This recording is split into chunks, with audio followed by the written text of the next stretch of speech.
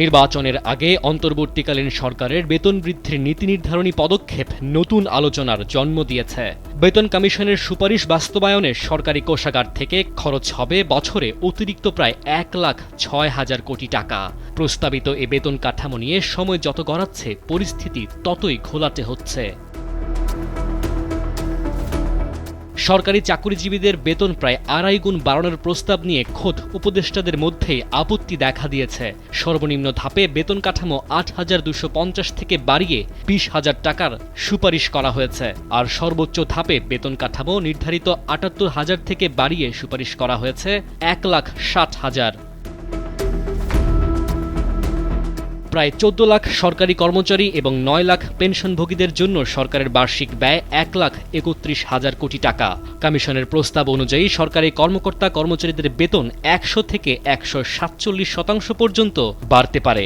একই সঙ্গে প্রায় সমান হারে পেনশন, চিকিৎসা ভাতা ও অন্যান্য সুবিধাও বাড়ানোর সুপারিশ করা হয়েছে।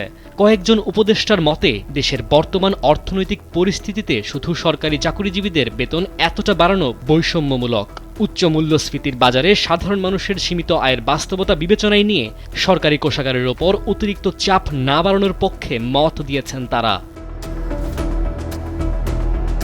22 জানুয়ারি প্রধান উপদেষ্টার কার্যালয়ে অধ্যাপক ডক্টর মোহাম্মদ ইউনূসের সভাপতিত্বে অনুষ্ঠিত উপদেষ্টা পরিষদের বৈঠকে নতুন বেতন কাঠামো নিয়ে দীর্ঘ আলোচনা হয়। এদিকে এক প্রশ্নের জবাবে অর্থ উপদেষ্টা ডক্টর সালেহউদ্দিন আহমেদ জানিয়েছেন, বেতন কাঠামো বাস্তবায়ন সংক্রান্ত কোনো কমিটি এখনও গঠন করা হয়নি।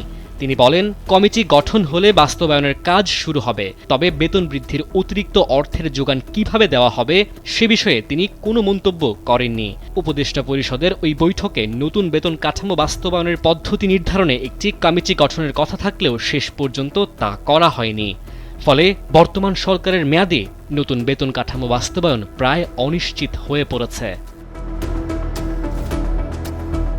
ডেস্ক রিপোর্ট, সময়ের আলো।